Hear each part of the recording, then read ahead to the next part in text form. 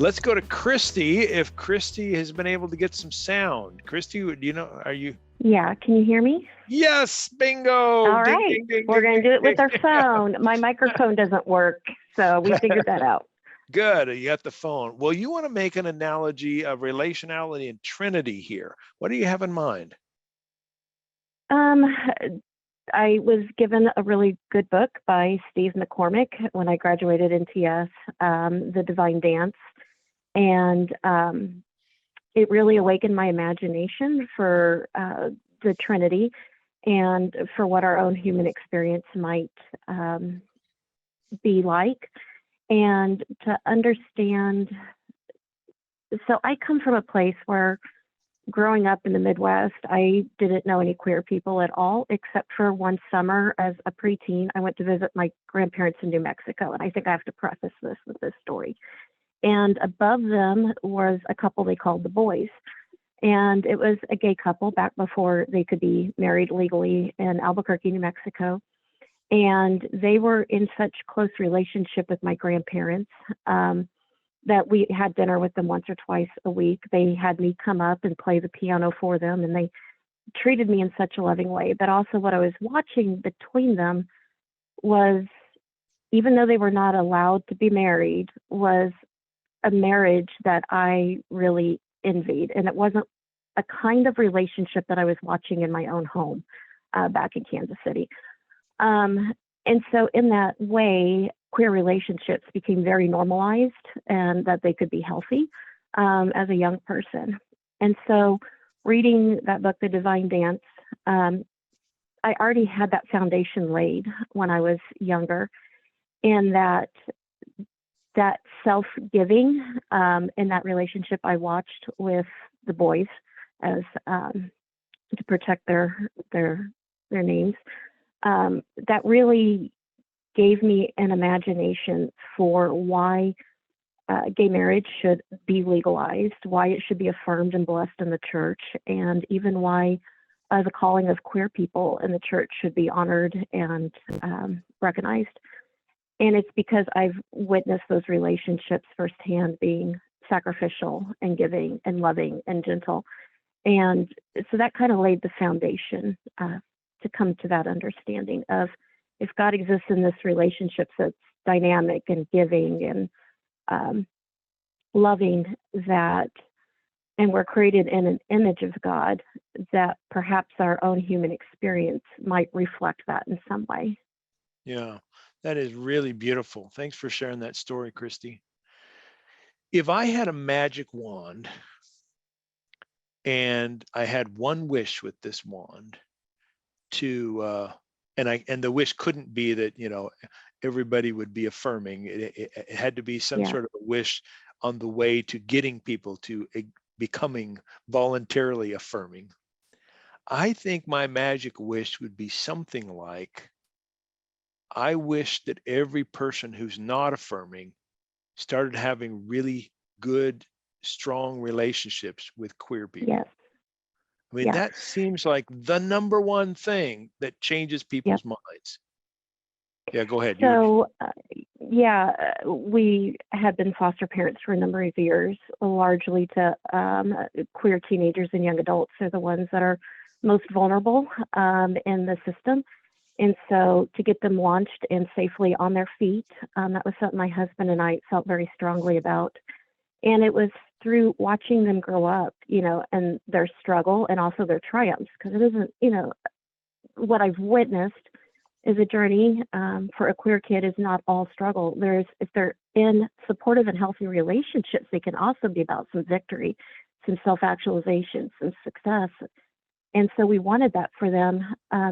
But in that, we also there were a lot of queer people around our dinner table, a couple times a week, and watching relationships bloom and grow was very formative and really sparked my imagination for what could be. And I'm afraid that when people are resistant to the idea of being affirming, that they lack Christian imagination for what could be.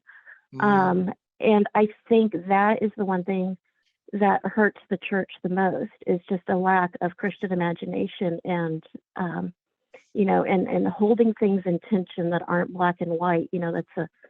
It requires a little bit more maturity in the way that a person thinks, to be able to hold things in tension and competing ideas and still find a place of love in those spaces. And so I don't have to have all the answers, but I do have to have a posture of love. Yeah, that's beautifully put. I fear that there are too many Christian communities who are not comprised of healthy relationships and put certain expectations on the people in those communities, especially their younger people, to go particular directions. In the case of our conversation tonight, we'll call them heteronormative directions. And as some of the people were sharing last night, that meant, well, you have to get married to someone who's your partner has to be different sex, even though they have, inclinations for same-sex attraction. And then those people here, I'll just use Kara, because she talked about her own situation last night. Then Kara and other people like her are in a situation where they realize they really shouldn't have gotten into this marriage in the first place, and they want to break up that marriage, but then the church is opposed to divorce. And so it seems like when you talk about healthy relationships, it's a pretty wide net of things that should be in place to create the kind of confidence amongst people as they navigate these difficult choices and feelings. I also,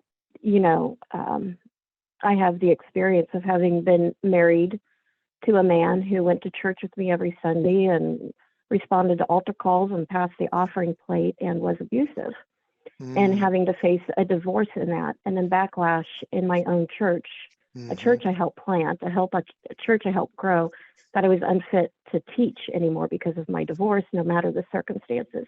And then have gone on to remarry a man who is agnostic. We negotiate Easter and Christmas, and he goes to church with me, on those dates. But that isn't the marriage or the relationship I was raised to expect to have. Yeah.